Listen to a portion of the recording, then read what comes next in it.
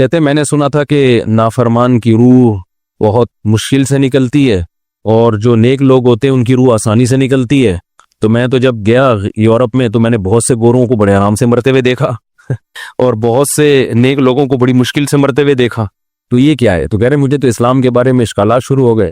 میں نے کہا آپ نے جن سے یہ تقریر سنی ہے نا کہ نیک لوگ کی روح آرام سے نکلتی ہے، بروں کی مشکل سے نکلتی ہے، انہوں نے آدھی بات بتائی ہے، پوری نہیں بتائی. میں نے کہا یہ تو صحابہ کے دور میں نے کہا اگر آپ حدیثیں پڑھ لیتے ایک آیت سے کبھی تھوڑی مسئلہ حل ہوتا ہے. آپ کسی کی ایک بات لے رہے ہیں، دوسرے موقع پہ جو اس نے تشریح کی ہے وہ آپ نہیں لے رہے. میں نے کہا معاذ اللہ، اگر کسی کی کوئی موت کی کسی کو بہت تکلیف ہو رہی ہے، یہ اس معاذ اللہ اس کے برے ہونے کی علامت ہے، تو یہ تو پھر کفر ہے. حدیث میں آتا ہے کہ آپ صلی اللہ علیہ وسلم کو موت کی تکلیف دوسروں سے زیادہ ہوئی ہے. آپ صلی اللہ علیہ وسلم فرمایا اوعکو کما یوعکو رجلان منکم، مجھے بخار میں اتنی تکلیف ہوتی ہے جتنی تم میں سے 2 آدمیوں کو ہوتی ہے.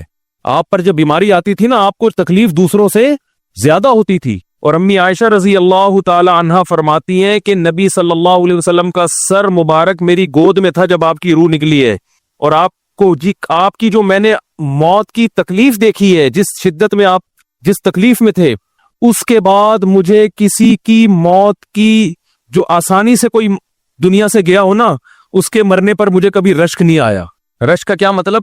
کہ بھئی یہ اتنی آسانی سے چلا گیا تو اس کا مطلب یہ زیادہ اچھا تھا، اور معاذ اللہ آپ صلی اللہ علیہ وسلم کے اعمال کم تھے، تو یہ تو ممکن نہیں ہے نا. کہتے ہیں مجھے کبھی کسی پہ رش نہیں آیا کہ آرام سے مر گیا تو بہت نیک ہوگا. ٹھیک ہے نا، بہت مشکل ہے سمجھانا. امی عائشہ فرماتی ہیں کہ یعنی امی عائشہ کی حدیث کا مفہوم بیان کر رہا ہوں کہ نبی صلی اللہ علیہ وسلم کی موت کے وقت جو تکلیف کی حالت تھی، اس کو جب سے میں نے دیکھا ہے، تو امی عائشہ کی بات کا خلاصہ یہ ہے کہ اب اگر میں کسی کو دیکھتی ہوں نا کہ آرام سے روح نکل رہی ہے، یعنی آرام سے مر رہا ہے، دنیا سے جا رہا ہے، تو مجھے اس پہ رش نہیں آتا کیونکہ بہت نیک ہوگا. کیا مطلب؟ اس کا نیک عمل سے تعلق بولتے کیوں نہیں ہے. لیکن ہمارے ہاں سارا مدار کس پر ہے؟ مرنے کے بعد شکل کیسی ہے اس کی؟ آڑا ترشا ہو گیا تو جہنم میں جا رہا ہے اس کا مطلب. اور اگر مرا ہوا ہے، دانت کھلے میں ایسا لگ رہا ہے مسکرا رہا ہے، سیدھا کہاں جا رہا ہے؟ او بھائی، اگر خدا نخواستہ کوئی لکوے کا مریض تھا، کوئی فالج کا مریض تھا، وہ تو مرے گا تو اس کا تو بیچارے کا ہوگا تھوڑا سا چہرہ بھی ٹیڑھا ہو سکتا ہے، کچھ بھی ہو سکتا ہے، نیک لوگوں کا بھی ہو سکتا ہے. تو مدار کس پر ہے؟ اعمال پر. اور نیک لوگوں کو بعض دفعہ موت کے وقت ڈبل تکلیف دی جاتی ہے. ایک تو اس لیے دی جاتی ہے، یا تو اس لیے کہ کوئی گناہ ان کا باقی رہ گیا ہوتا ہے. اللہ کیا کہتے ہیں؟ بھائی قبر میں جانے سے پہلے اس کو ہمارے پاس دھلا کے لے کے آؤ، صاف ستھرا ہو کے. اب ہمارے پاس آ رہا ہے تو اب ہم نہیں چاہتے کہ اس کے گناہوں کی گٹری ہو، اس کو پاک صاف کر کے لے. میں نے بڑے بڑے بزرگ دیکھے جن کو آخری وقت میں بہت مصیبت میں گزری ان کی، یعنی زندگی کے آخری ایام، بیٹیوں کی ٹینشن، کسی بیٹی کو طلاق ہو گئی، وہ گھر آ گئی، کوئی اور مسئلہ ہو گیا، تو بڑی ٹینشن میں آخری وقت. لیکن وہ زبان سے کیا کہتے تھے؟ شکر. کیا شاید اللہ تعالی ہمارے گناہوں کو معاف کرنا چاہتا. اولاد کی حدیث میں آتا ہے کہ انسان کو اس کی گھر والی کی طرف سے، اس کی اولاد کی طرف سے، اس کے جسم کی طرف سے تکلیفیں پہنچتی رہتی ہیں اور اس کے گناہ معاف ہوتے رہتے ہیں، حتی لقی اللہ طاہرا مطہرا، جب اللہ کے پاس آتا ہے نیٹ کلین، بالکل گناہوں سے پاک صاف ہو گیا. لیکن یہ تکلیف ہوتی ہے جس میں صبر کی توفیق بھی ملتی ہے، کیونکہ اللہ دے رہا ہے نا تکلیف، اور اللہ سزا کے طور پہ نہیں بلکہ کفارے کے طور پہ، تاکہ ہمارے پاس آئے تو صاف ستھرا ہو گئے. تو اس تکلیف میں پھر صبر کی توفیق، اس لیے علماء کہتے ہیں جس تکلیف میں صبر کی توفیق مل رہی ہے سمجھ لو یہ رحمت ہے. یہ کیا ہے؟ رحمت. یہ اللہ آپ کو بنانا چاہ رہا ہے کچھ. اب لوگ کہتے ہیں یہ والی تکلیف کی وہ والی کیوں نہیں آئی، یہ تو بہت زیادہ ہو گئی. تو بھئی اللہ سے کوئی نہیں لڑ سکتا، وہ جو دے رہا ہے وہ اس پہ صبر کرو. اسی کو کہتے ہیں تقدیر پر رضا، جو اللہ نے مقدر کیا ہے اب اس پہ کیا ہے؟ کوشش کریں گے، اللہ سے عافیت مانگے، اے اللہ ہمیں تکلیفیں نہیں چاہیے، ہم تو ویسے ہی کمزور ہیں، ایسا نہ ہو تکلیف میں اور ہی نافرمانی پہ نہ آ جائے. ہمیں تو خوشیوں بھری زندگی چاہیے، اور اللہ ان خوشیوں میں شکر کی توفیق دے کے گناہ معاف کر دے. ٹھیک ہے نا؟ جیسے لوگ حکیم کے پاس جاتے ہیں، حکیم صاحب کے پاس 2 طریقے ہوتے ہیں علاج کے. ایک طریقہ تو یہ کہ بھائی یہ کڑوی گولی ہے، 2-3 کھاؤ گے فٹ فاٹ ہو جاؤ گے، اس میں یہ بھی پرہیز، یہ بھی پرہیز، یہ بھی پرہیز. اور ایک طریقہ ہوتا ہے بھائی دودھ جلیبی کھاؤ، علاج لمبا ہو جائے گا، لیکن وہ دوا میں کیا ہے؟ دودھ جلیبی. تو آپ کہتے ہو بھائی یہ دودھ جلیبی والا مجھے دے دو، ٹھیک ہے لمبا علاج کروا لوں گا، فائدہ دیر سے ہوگا، لیکن میں یہ کریلے کا جوس نہیں پی سکتا. تو ہم نالائق لوگ ہیں، شکر سے بھی انسان کے ترقی ہوتی ہے. تو اللہ سے یہ مانگنا چاہیے اللہ ہمیں نعمتیں دے، تکلیفوں سے بچا، اور شکر کی توفیق دے تاکہ ہمارے درجات بلند ہو. تو شکر کے بھی تو بڑے فضائل ہیں نا. تو مانگنے تو کیونکہ عبدیت اور غلامی کا تقاضا یہ ہے کہ اللہ سے عافیت مانگی جائے، لیکن اللہ تکلیف دے دے تو اس پہ صبر۔ تو ہمارے نبی صلی اللہ علیہ وسلم کو ہاں یا تو اس لیے تکلیف ہوتی ہے گناہ معاف، یا اس لیے کہ درجات بلند۔ اللہ چاہتا ہے کہ بھئی یہ دنیا آزمائش کی جگہ ہے، جب آخرت میں آنا تو اتنا تجھے نوازوں۔ تو ہمارے نبی صلی اللہ علیہ وسلم جنت میں آخرت میں سب سے اعلیٰ مقام کس کا ہوگا؟ سید الانبیاء محمد صلی اللہ علیہ وسلم، حضرت آدم سے بھی زیادہ، نوح علیہ السلام سے بھی زیادہ۔ تو اللہ نے فرمایا کہ آپ کو پروٹوکول دینے کے لیے آخری جو اب آپ کا آخرت کا سفر ہے نا، اس میں مادی تکلیف آپ کو دوسروں سے زیادہ دی جائے گی۔ یہی وجہ ہے کہ حضرت فاطمہ رضی اللہ تعالی عنہ، آپ کی چہیتی بیٹی، جب انہوں نے آپ صلی اللہ علیہ وسلم کی اس تکلیف کو دیکھا نا، جو موت کے وقت تکلیف تھی اور جو بخار کی شدت تھی، واہ کرب ابتا، فرماتی تھی ہائے میرے والد کا کرب، بہت زیادہ غمزدہ ہو گئی ان کو دیکھ کر کس قدر تکلیف میں ہے۔ تو آپ صلی اللہ علیہ وسلم نے فرمایا لا کرب علی ابیک بعد اليوم، کیسے تسلی کے جملے۔ اپنی بیٹی سے فرمایا اے فاطمہ تیرے باپ پر آج کے بعد کوئی تکلیف، بولو لا کرب علی ابیک بعد اليوم، اس میں بھی آپ صبر کا پہلو تلاش کر رہے ہیں، شکر کا، بس یہ اللہ کی طرف سے آخری ہے۔ آج کے بعد اے میری بیٹی تیرے باپ پر کوئی تکلیف نہیں، اپنی بیٹی کو بھی تسلی دے رہے ہیں کہ غم ہلکا کر، بس یہ اللہ کی طرف سے آخری ہے، آج کے بعد کوئی تکلیف نہیں ہوگی۔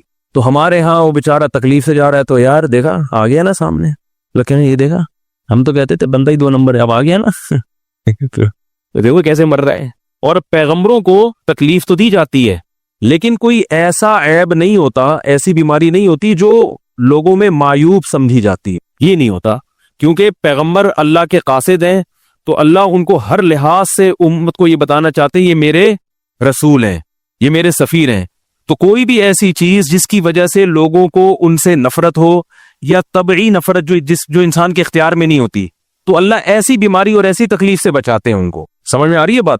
لیکن امتی کو ایسی تکلیف ہو سکتی ہے۔ یہ جو ختم نبوت کے علماء کہتے ہیں نا مرزا غلام احمد بیت الخلاء میں گر کے مر گیا، تو بعض لوگ کہتے ہیں وہ تو بیت الخلاء میں تو فلاں بزرگ کا بھی انتقال ہوا تھا، فلاں کا بھی بزرگ کا ہو سکتا ہے، پیغمبر کا بیت الخلاء میں انتقال بولو نہیں ہو سکتا، کیونکہ پیغمبر کو اللہ ایسے عیب سے بچاتے ہیں جو انسانوں میں عیب سمجھے جاتے ہیں۔ تو پیغمبر کو ایسی بیماری نہیں ہوتی، جیسے اچھوت کی بیماری ہے کہ کوئی ہاتھ نہیں لگا سکتا اس کو، ایسی بیماری پیغمبروں کو نہیں ہوتی۔ کوڑ کی بیماری پیغمبروں کو نہیں ہوتی، کیونکہ ایسی بیماری جس سے لوگ گھن کھاتے ہیں، ایسی نہیں، لیکن امتی کو ہو سکتی ہے، امتی کو ایسی بیماری ہو سکتی ہے، اللہ اس کے درجات کیا کرے گا؟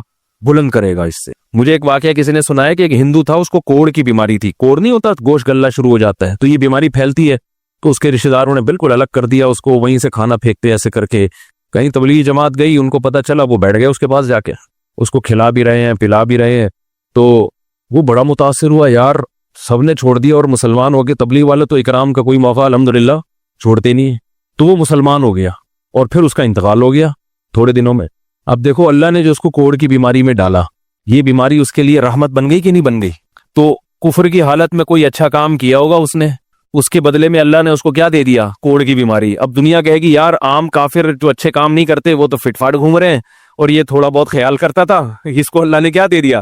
بھائی اس کو دیا اس لیے کہ اللہ کو پتا ہے کہ جی کوڑ میں ہوگا تو تبلیغ والے آئیں گے، اس کی آؤ بھگت کریں گے، اور یہ کیا ہو جائے گا؟ اسلام میں داخل ہو جائے۔ تو اللہ کے کام ہے، یہ اللہ ہی بہتر جانتا ہے۔ تو بعض دفعہ اللہ تکلیف میں ڈالتے ہیں تاکہ آپ کے گناہ دھل جائیں۔ تو اس لیے موت کی جو تکلیف ہے نا، اچھا، اور عین ممکن ہے کوئی بہت بڑا بدماش ہو، بڑے آرام سے مر جائے، اور مرنے کے بعد ایسی خوبصورت اسکن ہو جائے اس کی، کیونکہ اسکن کی اچھے یا برے ہونے کا تعلق موسم سے ہے، جینے، ٹھیک ہے نا؟ جس کو برین ہیمریج ہوتا ہے تو چہرہ خراب ہوتا ہے، چاہے وہ نمازی ہو۔ میں نے ایسے پکے نمازیوں کو جن کی نماز کی حالت میں ڈیتھ ہوئی ہے، ان کو دیکھا موت کے بعد ان کا چہرہ کالا ہو گیا۔ یہ بری بات نہیں تھی، یہ کالا اس لیے ہو گیا کہ برین ہیمریج ہوا، رگ پھٹی ہے تو بلیڈنگ ہونا، اور ہارٹ اٹیک بھی ہوا پھر ان کو، تو ڈاکٹر کہہ رہے تھے ان کو جلدی دفناؤ کیونکہ یہ بہت جلدی ان کا جسم خراب ہو جائے گا۔ حالانکہ پھر میں نے خواب میں ان کو جنت میں بھی دیکھا، صحیح ہے نا؟ تو خام خمانہ لوگوں نے یہ چیزیں بنائی ہوئی ہیں۔ تبھی میت کو چھپانے کا حکم ہے، کیونکہ اکرام کرنا ہے نا، تو چہرہ مرنے کے بعد بگڑنا شروع ہوتا ہے، یہ ہر ایک کا ہوگا، چاہے نیک ہو چاہے برا، تبھی تو حکم ہے کہ اس کو جلدی دفن کرو، کیونکہ اس کی توہین ہے اب لوگوں کے سامنے رکھنا۔ اور ہمارے کیا ہو رہا ہے، باقاعدہ مردوں کے ساتھ سیلفیاں چل رہی ہیں، ناک میں روئیاں ٹھوسی ہوئی ہیں، اور ویڈیو بن رہی ہے، اور زیارت ہو رہی ہے، لائن لگ لگ کے پبلک دیکھ کے جا رہی ہے۔ کیا جاہلانہ رسم ہے یار، کیا جاہلانہ۔ میت میں اور دلہن میں فرق ہونا چاہیے، दुल्हन की मुंह दिखाई होती है, वो महल्ले पड़ोस की औरतें आती हैं, भाई दुल्हन आई है, ब्यूटी पार्लर करके देख रही हैं, तो मुर्दे और दुल्हन में इतना तो फर्क करो, मुर्दे की भी रूनुमाई हो रही है, तो ये गलत रस्म है। इंतकाल हो गया, फौरन चेहरे पे कपड़ा। हाँ, जो उसके बहुत करीबी लोग हैं, करीबी लोग ऐसा होते हैं कि अगर वो बदबू आ भी रही हो, चेहरा बिगड़ भी जाए, उनको नफरत नहीं होती। बेटे को अपने बाप से नफरत नहीं होगी, चाहे जैसा भी हो, चेहरा जैसा भी बिगड़ जाए, वो कहेगा यार मेरा इसका रिश्ता खूबसूरती की बेस पे थोड़ी है। लेकिन अजनबी लोग जब उसको देखेंगे तो चेहरे के बारे में तबसरे भी करेंगे। और एक साहब का इंतकाल हुआ, मैंने कहा जल्दी दफनाओ, चेहरा ना दिखाओ, तो उन्होंने कहा लोग कहेंगे यार लगता है कुछ चेहरा बिगड़ गया इसलिए छुपा रहे हैं। मैंने कहा अब तो और छुपाना चाहिए, इसलिए कि जिसका बिगड़ जाए उसको तो छुपाएंगे तो फिर लोग यकीनन कहेंगे बिगड़ा हुआ चेहरा है, तो इस रस्म ही को खत्म कर देना चाहिए। इंतकाल हुआ, फौरन चेहरे पे कपड़ा। हाँ, बीवी देख सकती है अपने शौहर को, या बेटे हैं, या इस तरह जो भाई बहन है करीबी, वो देख लें, बाकी पब्लिक से छुपा के उसको फौरन क्या करो, दफन। अब तो कब्र में जाके भी दिखा रहे होते हैं। ये अजमियों की गंदी रस्म है, बुरी रस्म है। गंदी का लफ्ज मैंने थोड़ा सा ज्यादा सख्त इस्तेमाल किया, लेकिन मुझे इससे ज्यादा हल्का लग नहीं रहा कोई लफ्ज। अरब में ऐसा नहीं होता। सऊदी अरब में जो है ना, अरब लोग बहुत सी चीजों में अभी भी इस्लाम के बहुत करीब हैं, बड़े खानदान। हम लोग चूंकि हिंदुओं के साथ ज्यादा रहे हैं ना इंडिया में, तो बहुत सी चीजें हमने वहां से क्या ली हैं जो मजहबी लोगों में भी आई हैं। अरब में ये सिस्टम नहीं मिलेगा आपको। अरब में जब तक जिंदा है एहतराम, अदब, तमीज। इंतकाल हो गया, फौरन से पहले दफनाया, कब्र पे तख्ती भी नहीं लगाते। वो जब जायज है तख्ती लगाना, लेकिन वो भी नहीं लगाते। कह रहे अब इसको तख्तियों की जरूरत नहीं है, अब दुआओं की जरूरत है। दुआएं होती रहती हैं अब्बा के लिए, सदक़ात और खैरात करते हैं, तब ऐसा सदके करते हैं अरब कि आपकी सोच होगी। ऐसी सखावत है अरबों में, अपने अब्बा के लिए, अपनी अम्मा के लिए दुआएं करते हैं। वो मैंने बताया ना, एक वाकया मैंने बहुत पहले सुनाया था, जद्दा में मैं किसी के यहाँ ठहरा हुआ था, सऊदी अरब में, पाकिस्तानी थे वो किसी अरब के साथ 30 साल से मुलाजमत कर रहे थे। अरबों का ना आपको एक पहलू दिखाया जाता है मीडिया पे, जो अच्छा पहलू है वो नहीं दिखाया जाता, और इस्लाम की वजह से उनमें खूबियां हैं वो नहीं दिखाया जाता। तो एक अरब शेख था जिसकी, हाँ ये मुलाजिम। दूसरा, अरब का जो असल कल्चर आपको मिलेगा गांव देहातों में, शहरों में तो पता नहीं कौन कौन आगे आबाद हुआ है, उसमें अच्छे भी हैं बुरे भी हैं। कह रहे मैंने देखा कि वो एक अरब शेख अपनी फैक्ट्री से निकला, मैं तो एक भिखारी आया, उसने अल्लाह के नाम पे कुछ मांगा, इसके पास पता नहीं तनख्वाह बांटने निकल रहा था, क्या निकल रहा था, इसके पास बहुत सारे पैसे थे रियाल, तो इसने उसको भिखारी को दे दिए। भिखारी को जैसे दिए, भिखारी ने, अच्छा ये अरब भी 80 साल का बुढ़ा, तो उस भिखारी ने इसके अरबी के माँ बाप को दुआएं देना शुरू कर दी दिल से ना। वो पाकिस्तानी था, हुआ होशियार, दुआएं दी, अल्लाह करे तुम्हारे अब्बा की मगफिरत हो जाए, अल्लाह करे। तो वो अरब को इतना अच्छा लगा, उसने और दे दिए। फिर वो शुरू हो गया, अल्लाह करे तुम्हारे अब्बा वो फिर और देती। कह रहे इतने पैसे उस भिखारी को दे दिए। मैंने कहा यार ये तो लाखोंपति बन गया है, सारे पैसे खत्म हो गए इसके पास, और वो घुन्ना दुआएं देता जा रहा है। वो जो घुन्ना था ना, वो क्या कर रहा है, वो भी घुन्ना बन के तबीयत से दुआएं दे रहा है। वो रोना भी आ जाता है पाकिस्तानियों को, आपको पता है। तो कह रहे वो चला गया, पैसे खत्म हो गए। सरबी ने कहा अगर ये मेरे पास और भी पैसे होते ना, ये दुआएं देता रहता मैं पैसे। बाज ऐसे जज्बात हो जाते हैं ना इंसान के कि उसको लगता है कि शायद ये दुआ कबूल हो रही है, बाज ऐसी कैफियत आ जाती है इंसान के ऊपर। तो वो पाकिस्तानी थे जिन्होंने मुझे वाकया सुना, कह रहे हैं यार इनके अंदर कोई इनके करीब रहे ना, तो बाज चीजें इनमें बड़ी खानदानी। अरबों में माँ बाप का बहुत एहतराम है, बहुत। जितने कस्टमर के साथ बदतमीज होते हैं ना, बाप और माँ के साथ उतने ही अच्छा सलूक करते हैं। ऐसा नहीं है जैसे जबान चला दी और ये कर दिया। बाप बैठा होगा, सब चुप करके आराम से बैठे होंगे कि बाप ये बोल बेटा रहा है। हमारे यहाँ बेटा बाप लग, मैं तो लोगों से पूछता हूँ ये पहले क्यों, कि मुझे ऐसा लग रहा है आपका बच्चा आपसे पहले पैदा हो गया, यानी वो बाप बना हुआ होता है। ठीक है ना, बातें ऐसे कर रहा होता है कि जो बेटा है वो बाप लग रहा है, जो बाप है वो बेटा लग रहा है। तो खैर कहां से कहां बात चली गई, क्या बात कर रहा था।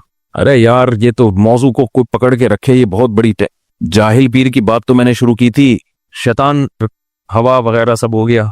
हाँ, ये बात चल रही थी कि मौत की तकलीफ अगर किसी को होती है, मैं ये बता रहा था कि इस्लाम की बातें इलॉजिकल बात इस्लाम नहीं करता। हाँ, मजहबी लोग बाज दफा ऐसी बातें करके लोगों को बेवकूफ बना देते हैं, कुरान की आयतों की गलत तफसीर कर लेते हैं कि भाई वो इतनी तकलीफ से मरा, इसका मतलब वो जहन्नम में जाएगा, वो नेक आराम से मर गया। तो कुरान और सुन्नत से मिलता है कि नेक लोगों को मौत की तकलीफ बहुत दफा होती है, ज्यादा, बहुत दफा नहीं भी होती। अब ये नहीं कि कोई आराम से मर गया तो आप कहें सीधा जहन्नम में गया, इसको तो तकलीफ ही नहीं हुई, ये भी जरूरी नहीं है। ठीक है, उसको बोले ये अल्लाह की रहमत है, अच्छा गुमान रखना चाहिए ना कि भाई ये अल्लाह ने पहले ही धुला दिया इसको। तो ये जो मौत की तकलीफ जिसको कुरान में आता है ना कि बुरे लोगों को मौत की तकलीफ होती है, वो रूह निकलने की है, कि जब आलम बरज़ख की तरफ रूह जाती है और उसको बरज़ख की चीजें नजर आना शुरू होती हैं, तो फिर रूह चाहती नहीं है कि मैं जिस्म से जुदा हूं, लेकिन फरिश्ते उसको खींच के निकालते हैं। تو یہ عالم برزخ کی چیز ہے، اس کا اس مادی زندگی سے تعلق نہیں ہے. مادی زندگی میں تو کسی کے یہاں گولی مارو گے نا، ٹھا کر کے گئی، نکل گئی، مر گیا. اور کسی کو کیما بنا کے مارو گے، تڑپا تڑپا کے، تو تڑپ تڑپ کے مرے گا وہ. مادی زندگی میں کسی کو آگ میں پھینکو گے تو جل کے مرے گا، چاہے نیک آدمی ہو. اور کسی کی گردن اڑاؤ گے تلوار سے تو 1 منٹ میں کیا ہو گیا، ختم. لیکن جو اس کی روح نکل رہی ہے، خدا کے پاس جا رہی ہے، وہ منظر نافرمان کا بہت ہی بھیانک ہوتا ہے.